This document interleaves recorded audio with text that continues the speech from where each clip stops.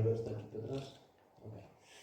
Okay. Começar por cumprimentar ainda os presentes, cumprimentar também o painel que ainda resiste e que está aqui presente, e também agradecer à GUHC, na pessoa do seu Presidente, o Dr. Almonos, pelo convite que me dirigiu para estar aqui hoje e nos poder falar um bocadinho daquilo que é o meu dia-a-dia clínico e daquilo que é a minha visão acerca do que é o segundo coração. E muito bem este tema de chamarmos do que é o segundo coração, que nos traz aqui algumas curiosidades. Todos nós sabemos o que é o coração, mas o segundo coração o que é? Como esta imagem já nos traz alguma alusão àquilo que vou falar de seguida, sendo que começo-vos por falar daquilo que eu próprio, Jorge Miguel Almeida Fonseca, sou patologista, com uma subespecialidade em pediatria clínica, que é uma subespecialidade mais orientada para a questão desta temática que é a diabetes. Sou proprietário da Clínica Bispec, aqui ao lado da igreja.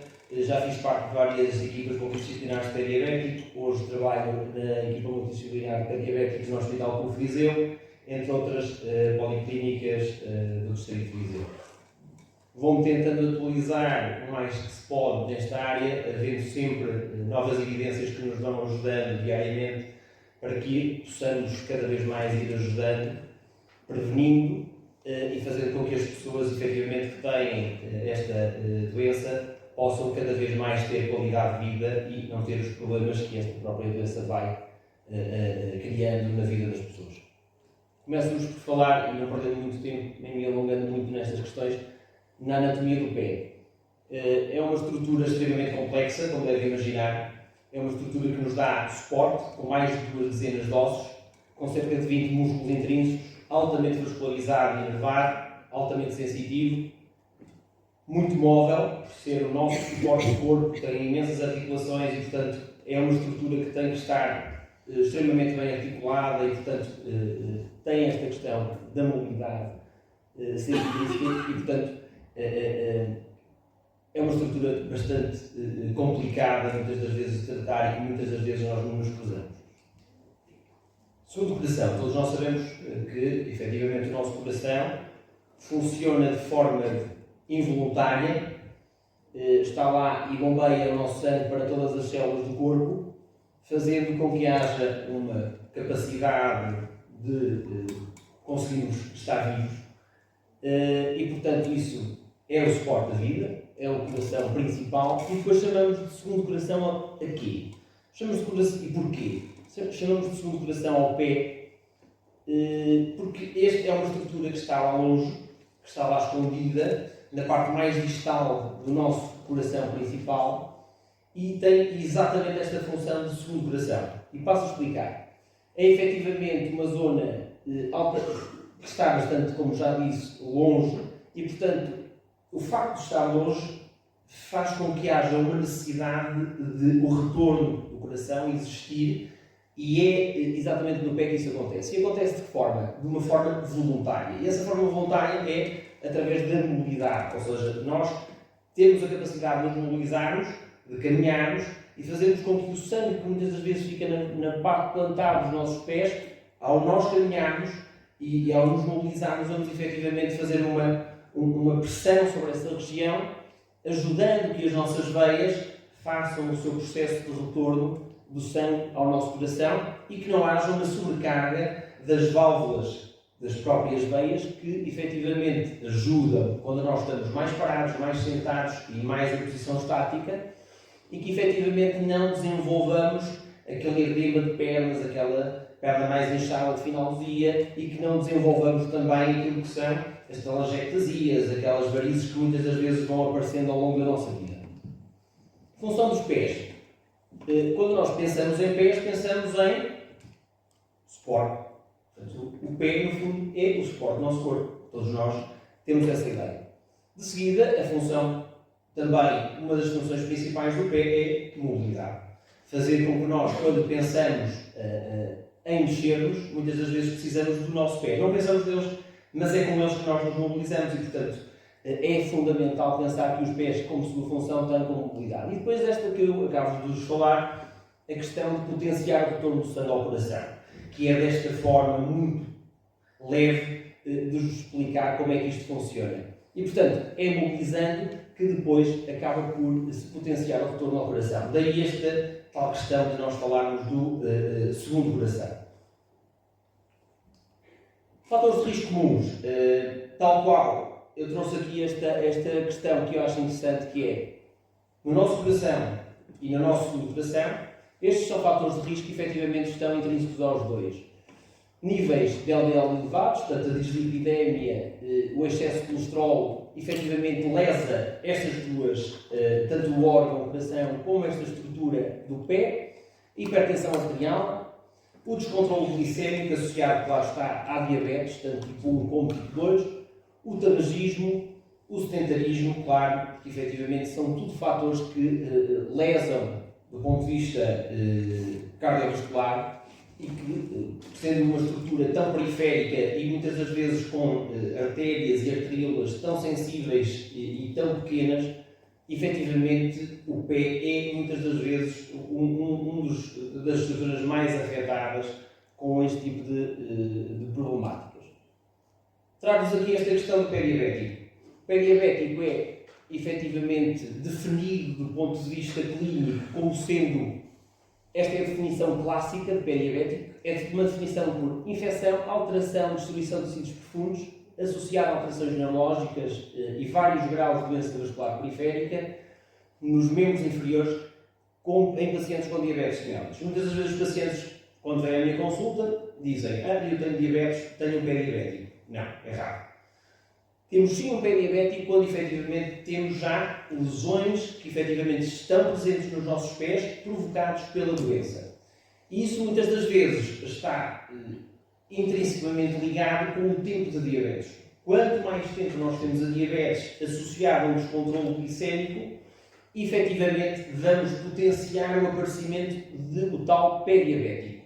Trago-vos aqui a questão da neuropatia, que muitos não sei se conhecem, mas é a definição que nós temos, que damos, no fundo é a ausência de sensibilidade.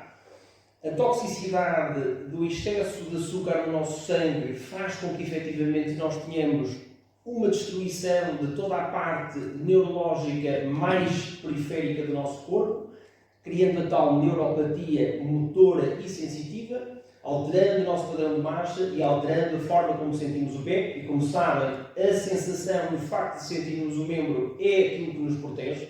Desculpa, mas uma das coisas que normalmente é efetuada em consulta é uma espécie de um clipe, exatamente para medir esse impacto de sensibilidade. Sim, aquilo que fala é aquilo que nós chamamos de monofilamento com a pressão de 1 grama, onde podemos efetivamente fazer esse teste neurológico de forma simples e rápida, e muitas das vezes em consulta nós efetuamos esse teste para percebermos, termos a percepção também que se bate, depois de ouvir sonoridades, de alguma forma também. Temos o teste de adesão também, através de 128 watts, que efetivamente é para ver a teste vibratório. Isso já falamos aqui depois da percepção meniscal, este problema meniscal, que efetivamente tem que ver muito com a parte já específica da neuropatia, mas que de forma simples nós, através destes dois instrumentos que refere, rapidamente conseguimos ter uma percepção e definir qual é o grau e a afecção neuropática que nós temos nos nossos doentes. Temos também a questão da doença vascular periférica. A doença vascular periférica é, no fundo, este grau de toxicidade elevado, mas aqui já não com a afecção da parte sensitiva, mas da parte vascular, ou seja, o aporte que nós temos no coração do pé diminui quando nós temos colapsos de arterias que são minúsculas e que normalmente são medidas muitas das vezes em aerómetros e que efetivamente colapsam com esta toxicidade, perdem flexibilidade e nós perdemos esta capacidade de aporte ao pé. Daí que, por exemplo, uma simples ferida, que todos nós, saudáveis, tendo-nos em conta dessa forma, rapidamente vamos cicatrizar. Num paciente diabético isto não acontece. Muitas das vezes temos as tais infecções que se vão, de tecidos profundos que se vão alongando ao longo de muitas das vezes anos. Ok? Portanto, a tal ferida crónica mesmo. Jorge, vou interromper para a sequência que falou aqui na circulação. Há diferentes opiniões, por vezes, em relação ao uso de meias de almofada de compressão, meias elásticas, popularmente chamados. Sua opinião em relação a isso, em relação à circulação? Boa questão.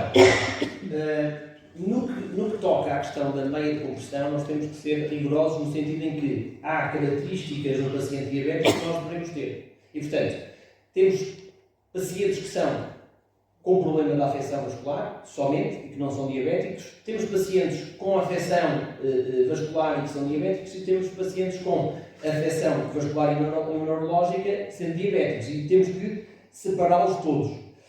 Falando em meios de compressão, a meio de compressão é utilizado muitas das vezes quando nós temos uma insuficiência vascular periférica. Okay? Muitas das vezes deve ser eleita de forma adequada, não deve ser excessivamente compressiva, não deve ter muitas das vezes características como vincos, zonas que possam potenciar feridas, se o paciente for um paciente neuropático. Se tivermos uma situação do paciente que tem uma sensibilidade normal, aí já há uma maior liberdade de opção em termos de meia. No entanto, de forma global, nós optamos sempre para o paciente diabético não utilizar meias excessivamente compressivas, dando até o exemplo de eu aconselhar a praticamente todos os meus utentes meia sem qualquer tipo de elastano, 100% algodão, e efetivamente não crie qualquer compressão na região do membro inferior. Está bem? Portanto, é um pouco por aí. Não sei se respondi à questão. Pronto. Sim, vamos adiantando. Sim. Falámos só da questão interessante, que é o calçado é protetor ou agressor? Nós muitas das vezes temos a associação de que o calçado é um elemento de proteção, mas verificamos hoje em dia que isso não acontece por causa dos efeitos da móvel. Portanto, muitas das vezes o nosso calçado é um agressor ao pé. Temos aqui um exemplo extremo, mas que efetivamente faz com que nós tenhamos uma visão clara daquilo que é uma agressão direta ao pé em termos de tamanho. Aqui em termos de um pé que efetivamente está agredido pela compressão excessiva de uma sandália, aqui uma imagem que nos muitas das vezes permite perceber que uma triangulação da parte anterior do calçado faz com que nós tenhamos aqui um estreitecimento agressivo sobre a parte da caixa dos dedos, e que isto vai levar a uma série de consequências graves nos nossos pés. E depois aqui um exemplo até interessante daquilo que são calçados muitas das vezes utilizados pelos nossos jovens até em fases de crescimento, que pensamos até, passando aqui a marca de numa All-Star, que efetivamente pensamos que é um calçado super cómodo e no fundo está a agredir toda a parte anterior dos dedos, e que depois faz com que até ali durante a fase de ossificação e crescimento fiquemos com estas alterações definitivamente para o resto da nossa vida. Cada vez mais se usa este tipo de calçado, chamado calçado barefoot, que efetivamente poderão pesquisar, e que é um calçado que respeita a parte anterior dos dedos. Cuidados com o pé. De forma global, falamos em hidratação diária dos pés, noturna e nunca no meio dos dedos para não criar umidade. Corte correto das unhas, isto é uma coisa que deve ser transversal a todos nós. Muitas das vezes os pacientes que me aparecem em consulta não só diabéticos, com graves infecções unguiais por causa do mau corte unguial, controle de umidade por causa da questão fúngica. Se tivermos umidade e calor, potenciamos os fungos, e os cuidados dos pés, 2/3 da sua vida estão enfiados dentro de um calçado. Utilizar calçado adequado, como vimos anteriormente. Vigiar deformidades, calosidades, estruturas anómalas, feridas. Calosidades, desprezamos imenso. Muitas das vezes pensamos que é meramente uma alteração estética. Não, é um sinal de alerta do pé, da pele, que efetivamente existe pressão excessiva naquele ponto, fricção excessiva, mau calçado, má estrutura do pé. Muitas das vezes tem que ser vigiado por um podologista ou por um profissional de saúde capaz que efetivamente possa orientar e ajudar as pessoas para tentar perceber as alterações que estão a ocorrer no seu pé. Tratamentos. Falamos da prevenção. Prevenção é o melhor tratamento, é o mais barato, é o menos invasivo e é de todos aquele que efetivamente tem o maior grau de eficácia. E isso conseguimos através de quê? Vigilância próxima do pé, fazer os cuidados que referi anteriormente e ir frequentemente a um profissional de saúde. Quantas vezes eu não tenho pacientes com 80 anos e nunca foram a um podologista? Já para não falar de um dentista, de um outro especialista qualquer, um gastroenterologista, só se lá vai quando se efetivamente muitas das vezes tem um problema grave. É raro. É um problema cultural que nós temos que mudar rapidamente, está bem? Tratamentos, falamos aqui de alterações do foro unguial, infecções ao nível daquilo que são infecções fúngicas. Isto são tratamentos que muitas das vezes não usamos, laser terapia, técnicas mais avançadas, também continuamos com a questão da medicação oral, mas baixando a toxicidade para não fazer tantos meses de medicação viral e medicação local, controles de umidade. Alterações que, por exemplo, nós temos aqui do ponto de vista, este paciente, sendo um paciente diabético, incorre aqui numa grave situação de poder desenvolver ali uma ulceração, tanto ao nível de polpa como ao nível do dorso do segundo dedo. E aqui muitas das vezes esta paciente felizmente não é diabética, mas através de dispositivos médicos que nós podemos em consulta colocar e indicar ao paciente, fazer com que estas situações nunca se desenvolvam. Lá está que esta paciente tem que vir com alguma frequência a uma consulta, mas falar-vos que desta situação que se desenvolveu na 8ª década de vida pode ser prevenida na primeira década. Okay? Onde temos uma alteração digital que, com uma boa recomendação e orientação de calçado e com uma aplicação de um simples dispositivo ortótico em silicone, nós conseguimos fazer com que haja uma correção de posicionamento para que nunca cheguemos a um ponto destes. Lá está a prevenção, mais barato. Tratamentos, unhas encravadas, aqui um tratamento que tem que ser já do ponto de vista cirúrgico para a remoção de um granuloma piogénico, uma coisa já mais corretiva e mais agressiva. Aqui uma paciente que não podia ser intervencionada do ponto de vista cirúrgico num dedo em garra, faz também uma aplicação ortótica de uma ortose em silicone com proteção deste eloma. Esta paciente deixou imediatamente de ter desconforto nesta região, terá obrigatoriamente que usar para o resto da vida este tipo de dispositivos. Tratamentos ortopedológicos, através de palminhas personalizadas, os tratamentos de eleição que efetivamente faz toda a diferença naquilo que o pedologista faz no seu dia-a-dia, a interpretação da forma como a pessoa caminha, como se locomove e através de muitas das vezes alterações que nós temos do ponto de vista funcional e estrutural, conseguimos fazer com que essa pessoa tenha melhor condição na forma como caminha e depois que não tenha repercussões, tanto ao nível osteoarticular como ao nível de sobrecargas ponderais ao nível plantar, depois desenvolvem calosidades, feridas, etc. Fazemos através de quê? De moldes personalizados, tiramos o molde do pé do paciente e depois são aplicadas imensos tipos de palminhas personalizadas, que neste momento eu utilizo técnica 3D, é a última vanguarda que nós temos ao nível da produção de palminhas personalizadas, em que efetivamente retiramos o molde através de um molde de espuma fenólica ou através de um scanner e depois reproduzimos todo o tipo de palminhas personalizadas com o máximo de informação possível que nós podemos ter. Podemos ir ao milímetro, colocando o pé mais à esquerda, mais à direita, mais para a frente, mais para trás, conforme nós quisermos. E falando desta temática do pé diabético, muitas das vezes, e até para si é importante, que é a questão da amputação. Na ausência de membros, muitas das vezes temos já, com este tipo de palminhas customizadas, temos efetivamente a possibilidade de substituir, do ponto de vista paliativo, peças anatómicas que muitas das vezes nós fomos perdendo por questões provocadas pela diabetes, evolução de gangrena e depois a perda do total do membro. Eu quero dizer que no passado os moldes eram quase feitos de gesso e a barofotografia, qualquer, vai permitir um outro tipo de informação para depois ser produzida a maneira personalizada. Sim. Não trouxe isso para não maçar mais do ponto de vista técnico, mas efetivamente é isso. E se eu lhe mostrasse a forma como se produz uma palminha destas, pode levar cerca de meia hora, 3/4 de hora, se nós quisermos ser mais rigorosos. E a avaliação clínica em consulta, nós vamos buscar todo o tipo de pormenores da avaliação, tanto em carga, descarga, ver o paciente a caminhar, e depois para depois conseguirmos produzir uma palminha destas. Já lá na Antiguidade, Leonardo da Vinci dizia-nos que os pés são uma obra perfeita de arquitetura, agilidade e potência. Já ele sabiamente o dizia e, portanto, muitas das vezes nós não respeitamos esta estrutura tão importante do nosso corpo e que no dia-a-dia é tão importante. Está bem?